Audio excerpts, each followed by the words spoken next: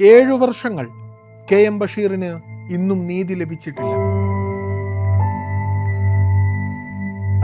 2019 August 3-ാം തീയതിയുടെ പുലർച്ചെ തിരുവനന്തപുരം നഗരം ഉറക്കത്തിലായിരുന്ന ആ നിശബ്ദ രാത്രിയിൽ മദ്യലഹരിയിൽ അമിത വേഗത്തിൽ പാഞ്ഞെത്തിയ ഒരു കാർ ഒരു കുടുംബത്തിൻ്റെ, സമൂഹത്തിൻ്റെ, കേരളത്തിൻ്റെ മാധ്യമ ലോകത്തിൻ്റെ ഒരു ധീര ശബ്ദത്തെ തകർത്തു കളഞ്ഞതാണ്.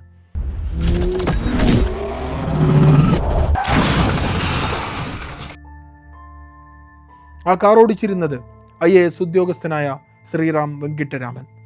ആ കാറിനടിയിൽ ജീവൻ നഷ്ടമായത് സിറാജ് ദിനപത്രത്തിൻ്റെ തിരുവനന്തപുരം യൂണിറ്റ് ചീഫ് KM ബഷീറിന്. ഒരു മനുഷ്യൻ്റെ ജീവനെടുത്ത ആ രാത്രി കഴിഞ്ഞിട്ട് 7 വർഷങ്ങൾ പിന്നിട്ടിരിക്കുന്നു. ആ മനുഷ്യൻ റോഡിൽ ചോരയിൽ കുളിച്ചു കിടന്നതാണ്. അയാളെ ഇടിച്ച കാർ ഓടിച്ചയാൾ മദ്യലഹരിയിലാണെന്ന് ദൃക്സാക്ഷികൾ വെളിപ്പെടുത്തിയതാണ്. അത് കഴിഞ്ഞിട്ട് പറഞ്ഞത് പുള്ളി മദ്യപിച്ചിട്ടുള്ളതുകൊണ്ട് പോലീസ് പറഞ്ഞു നീ കള്ളു കുടിച്ചേക്കുമല്ലേ മാറി നിൽക്കാൻ പറഞ്ഞു. ഇത്രയും വിവരമുള്ള നിങ്ങളൊക്കെ കള്ളു കുടിച്ചിട്ട് വണ്ടി ഓടിച്ച് അങ്ങനെ ഡോക്ടേഴ്സ് അല്ലേ അങ്ങനെ അപ്പോഴും പോലീസിന് അറിയില്ല ശ്രീറാമാണെന്ന് പോലീസിന് അറിയില്ല. മിനിറ്റുകൾക്കകം പോലീസ് സംഭവ സ്ഥലത്തെത്തിയതാണ്. പക്ഷേ രക്തത്തിൽ കുളിച്ചു കിടക്കുന്ന ആ ചെറുപ്പക്കാരനെ ആശുപത്രിയിലേക്ക് കൊണ്ടുപോകുന്നതിനേക്കാൾ വേഗത്തിൽ പോലീസ് ചെയ്യാൻ ശ്രമിച്ചത് മറ്റെന്തൊക്കെയോ കാര്യങ്ങൾക്കാണ്.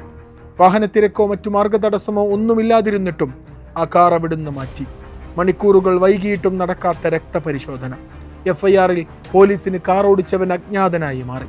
മരണം ചികിത്സയ്ക്കിടെയാണെന്ന് പോലും രേഖപ്പെടുത്തി. ഇന്ന് 7 വർഷങ്ങൾ കഴിഞ്ഞിട്ടും നിരവധി തവണ കോടതി മുറി കയറിയിറങ്ങിയിട്ടും പ്രതി സെക്രട്ടേറിയറ്റ് വളപ്പിൽ സ്വതന്ത്രനായി നടക്കുന്നു.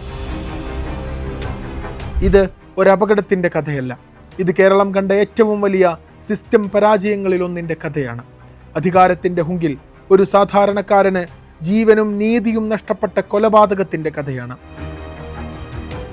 2019 ഓഗസ്റ്റ് 3 പുലർച്ചെ ഏകദേശം 1 മണി സമയം Siraj Thiruvananthapuram unit chief KM Basheer ജോലി കഴിഞ്ഞ് വീട്ടിലേക്ക് മടങ്ങുകയായിരുന്നു. തിരുവനന്തപുരത്ത് മ്യൂസിയം വെള്ളയമ്പലം റോഡിൽ അമിത വേഗതയിലെത്തിയ ഒരു കാർ ബഷീറിൻ്റെ ബൈക്കിൽ വന്നിടിച്ചു. ബഷീർ റോഡിലേക്ക് തെറിച്ചു വീണ് രക്തം വാർന്നു കിടന്നു. ബൈക്ക് മതിലിൽ കുത്തിച്ചാരി നിർത്തിയിരിക്കുന്ന നിലയിൽ കുടുങ്ങി. അല്പസമയത്തിനകം പോലീസ് എത്തി. അന്ന് അപകട സ്ഥലത്ത് നിന്ന് മാധ്യമപ്രവർത്തകൻ D ധനസുമോദ് പ്രതി ആരെന്ന് പോലും അറിയാതെ പകർത്തിയ ചിത്രങ്ങൾ, ഫേസ്ബുക്കിൽ പങ്കുവച്ച കുറിപ്പ്, അതെല്ലാം ഇന്നും ഞെട്ടിപ്പിക്കുന്ന സ്മരണ കണക്കെ ശേഷിക്കുന്നുണ്ട്. കാർ ഓടിച്ചയാൾക്ക് കാല് നിലത്ത് കുത്താൻ കഴിഞ്ഞിരുന്നില്ലെന്ന് ദൃക്സാക്ഷികൾ പറയുന്നുണ്ട്. അദ്ദേഹത്തോടൊപ്പം ഒരു സ്ത്രീ ഉണ്ടായിരുന്നു. പേരെന്താണെന്ന ചോദ്യത്തിന് വഫ എന്നും വീടെവിടെ എന്ന ചോദ്യത്തിന് മരപ്പാലമെന്നും മറുപടി. ഡ്രൈവറുടെ പേര് ചോദിച്ചപ്പോൾ മറുപടി ഡോക്ടർ ശ്രീറാം, വിലാസം സിവിൽ സർവീസ് കോളനി കവടിയാർ. ആ ഒരു മറുപടിക്കു ശേഷം ചോദ്യം ചെയ്യലിൻ്റെ സ്വരം മാറി. വാഹനമോടിച്ചത് ഒപ്പമുണ്ടായിരുന്ന സ്ത്രീയാണെന്ന് പോലീസിനെ തെറ്റിദ്ധരിപ്പിച്ചിരുന്നു അയാൾ. രക്തപരിശോധനയ്ക്ക് കാത്തുനിന്നില്ല അയാൾ. അപകടത്തെ തുടർന്ന് ജനറൽ ആശുപത്രിയിൽ പ്രവേശിപ്പിക്കപ്പെട്ട ശ്രീറാം അനുമതിയില്ലാതെ സ്വകാര്യ ആശുപത്രിയിലേക്ക് ചികിത്സ തേടി പോകുന്നു. മദ്യപിച്ചിട്ടുണ്ടോ എന്നറിയുന്നതിനുള്ള രക്തപരിശോധന നടത്തുന്നതിനും സമ്മതിച്ചില്ല. കാർ എത്രയും വേഗം മാറ്റാൻ തിടുക്കം കാട്ടുകയായിരുന്നു പോലീസ്. അപ്പോഴേ മാധ്യമപ്രവർത്തകൻ ധനസുമോദിന് സംശയം തോന്നിയിരുന്നു. കാർ മാറ്റിയാൽ അപകടത്തിൻ്റെ യഥാർത്ഥ രൂപം മാറിപ്പോകും.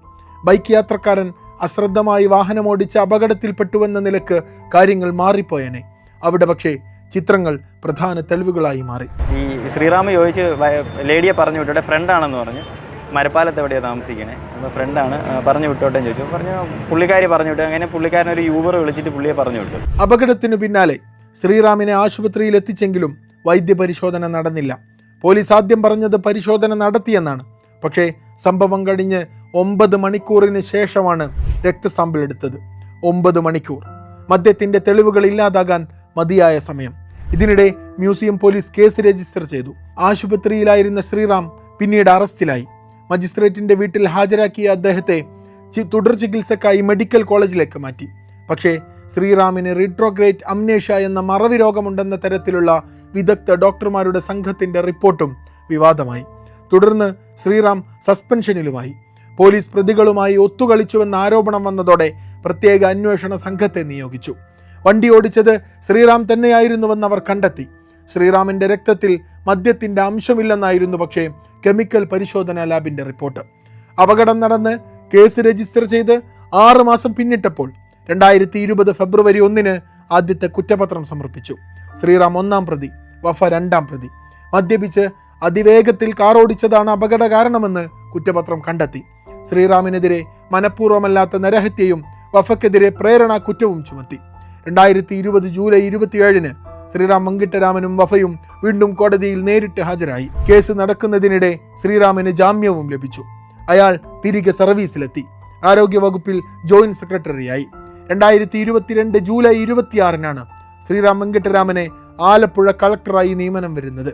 പക്ഷേ കേരളം അന്ന് പ്രതിഷേധത്തിന്റെ ചൂടറിഞ്ഞു.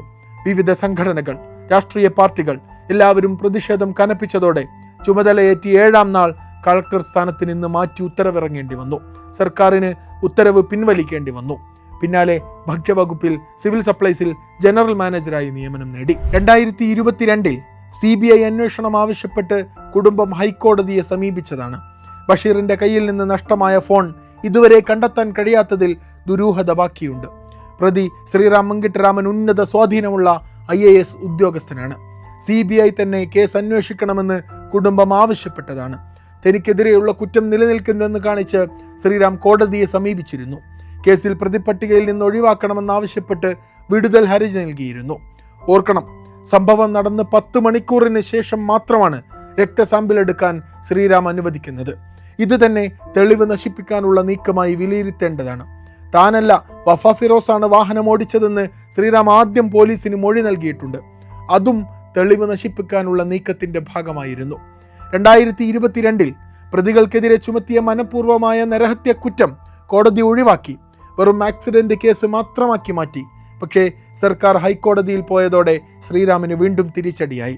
വിചാരണ നേരിടണമെന്ന് ഹൈക്കോടതി ഉത്തരവിട്ടു. ശ്രീറാം വീണ്ടും സുപ്രീം കോടതിയിൽ പോയി. അവിടെയും തള്ളി. തൊണ്ടി മുതൽ കൈമാറണമെന്ന്, കോടതി മാറണമെന്ന്, ഇങ്ങനെ മുടന്തൻ ന്യായങ്ങൾ പറഞ്ഞ് ഇടയ്ക്കിടെ തടസ്സ ഹർജികൾ കൊണ്ടുവന്നിരുന്നു ശ്രീറാം. രക്ഷപ്പെടാൻ ആവശ്യമായ സർവ്വനാടകങ്ങളും കളിച്ചുകൊണ്ടിരിക്കുന്നുണ്ട് അയാൾ. സാക്ഷികളെ സ്വാധീനിക്കാൻ തന്നാലാവും വിധം പരിശ്രമിച്ചുകൊണ്ടേയിരിക്കുന്നുണ്ട് അയാൾ. ബഷീറിന് വേണ്ടി നിലകൊള്ളുന്നവരെ കയ്യിലെടുക്കാൻ സർവ്വവാതിലുകളും മുട്ടിനോക്കുന്നുണ്ട് അയാൾ. എല്ലാം മറികടന്ന് കോടതിയിൽ ഇപ്പോൾ വിചാരണ തുടങ്ങിയിട്ടുണ്ട്. പോലീസ് സ്റ്റേഷനിൽ നിന്നും വെറും 30-35 മീറ്റർ മാത്രം അകലെയാണ് അപകടം നടന്നത്.